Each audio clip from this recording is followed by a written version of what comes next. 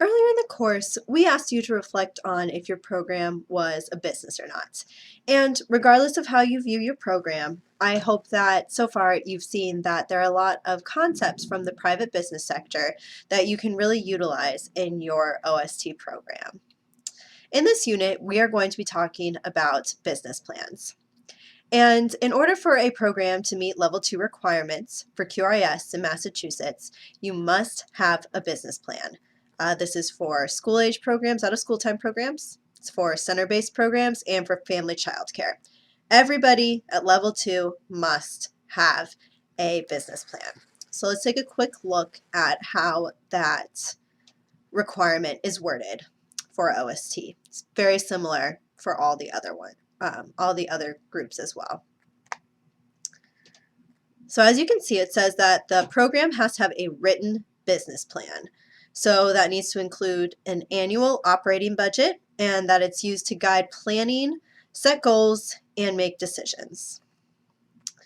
Once you get to level 4, it requires more stakeholders to be involved and it has to be reviewed frequently. But as a baseline for level 2, a program has to have a business plan in place.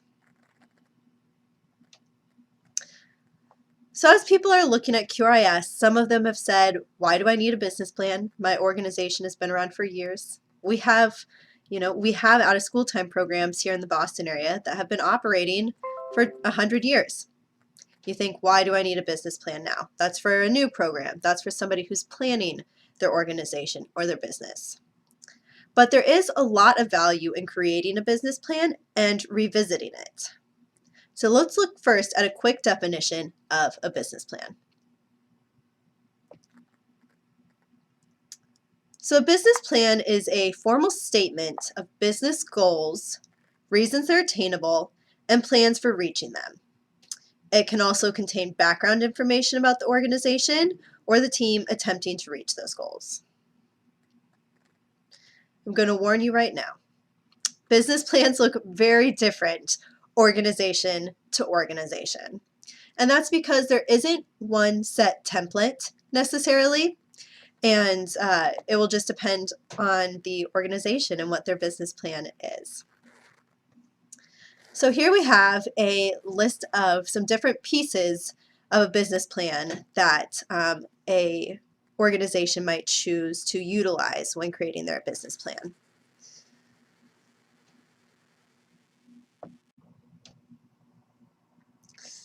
As I said, business plans will look very different depending on the organization and their priorities. So if they're making a large change to the organization, they might choose to look at their strategic priorities or strategic plan.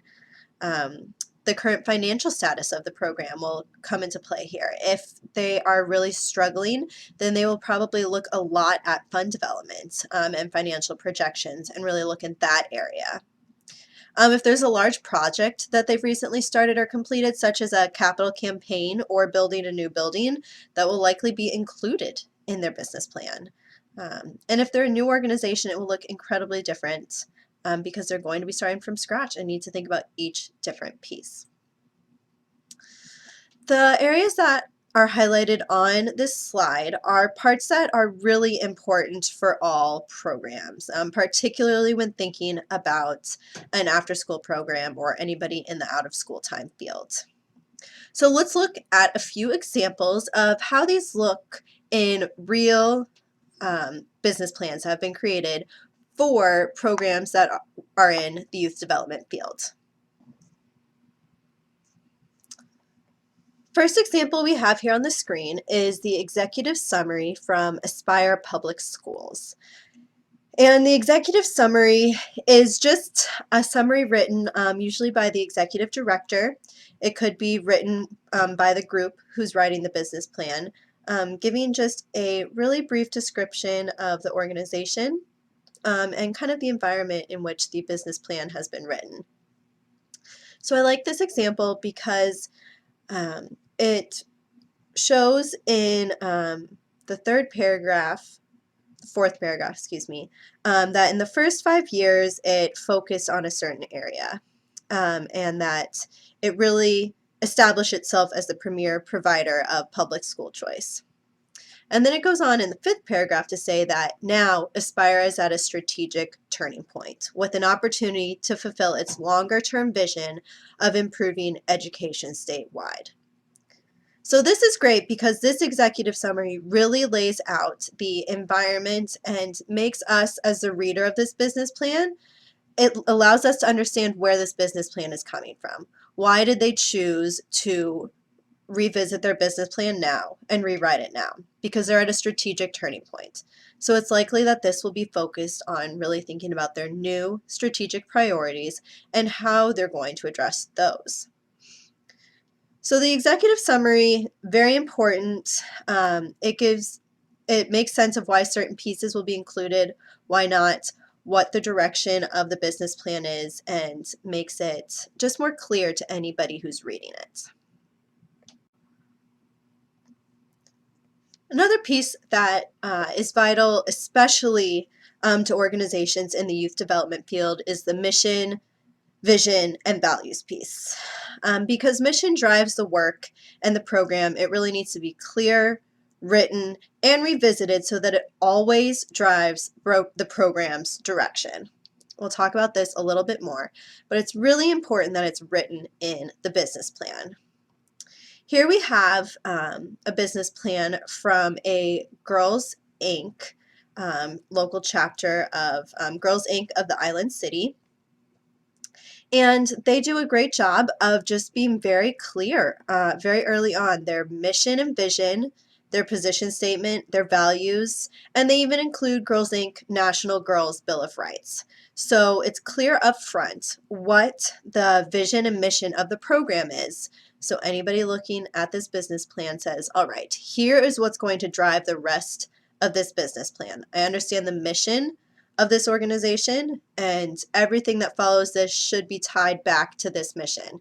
If that's not the case, then it needs to be revisited. This is important not only for the people reading the business plan, but is important for the people creating the business plan. It's their time to go back and look and say, are we still working on accomplishing our mission and our vision, and we're holding true to our values?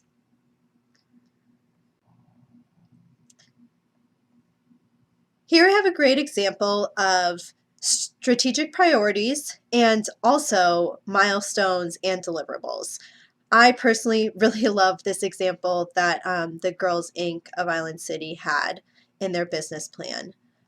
They have their clear goals, so they have strategic priorities.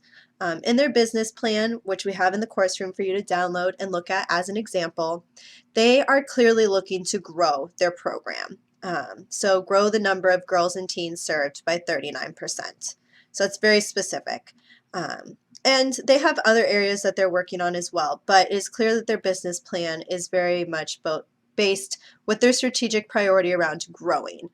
They have a lot of market research based around how much can they grow, who is their market in the area that they serve, and can they get those girls to come to their program. So the strategic priorities will vary program to program. Some might be very specific. They might be looking to grow, which a lot of our examples that we have in the course room for you to download are looking to do. And some of the strategic priorities, they might be, more focused on building a program rather than necessarily growing by 50%. That might not necessarily be where your program is. But the strategic priorities really will give the organization an idea of what the short-term direction and goals of the program is. There's not often a time to discuss these priorities, so when creating a business plan, that really gives a clear time to discuss the priorities and think about what is the short-term direction, what are the short-term goals, and where should we be focusing our attention. But one thing that I do like about how then Girls Inc. does address this is they do give themselves specific milestones and deliverables. This is great because they provide measurements for meeting goals and holding the organization accountable for what they're trying to achieve. It is easy sometimes to create these and have these lofty goals, but when you have these concrete numbers involved and concrete deliverables and milestones, it's great to come back and say, wow, we are really on the path to reaching our goal, or we're falling a little short here. What is something that we can change? We're in year 2 of our business plan.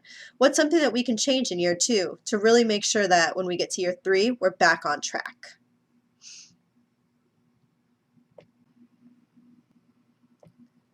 A financial analysis is incredibly important because if you are not financially stable, then your program's not going to be able to continue. So a financial analysis can look different depending on the program. It could be confirming that the vouchers will sustain the program with the current level of paying attendees as well. It might address what amount of grants need to be received in the next 2 years to maintain the revenue goals. It could also be looking at the neighborhood in your program and thinking about what areas you could grow to increase the financial impact on your organization. So it could look very different. Here in this example with the Aspire Public Schools, remember the people who are looking to work on education in California, they have a lot of different pieces in their financial area because they are looking to make some big changes. But just a few pieces to look at. So they have some total financial requirements. So they have said very clearly at 50 schools, Aspire's system-wide budget will be over $100 million, of which 94% will be schools and 6% will be for office budgets. So very specific. That's great. They also go on to make some very nice graphs so that people understand, thinking about, all right, where is this money going? How is it being spent? And then they talk about sustainability and look at, as they grow to more schools in different years, at what point will the increase in offices reach a point where it maybe won't be sustainable and we'll need to move to a regional area. And then they do a great job thinking about the sources of funds. So being very clear about where the funds are coming from, and then addressing what other philanthropy will be required in order for them to reach these goals. So that is just an example of what a financial analysis might look like. Like I said, that one specifically can look incredibly different program to program. Another piece that is really important for a business plan, I especially think so in the youth development field because there are a lot of different people who will likely read your business plan, including funders and board members, is the frequently used jargon and abbreviations. If someone on your board reads the business plan, they might not know what QRIS is or you're referencing to the core competencies. So it's important to address any jargon that people outside the organization might not be aware of.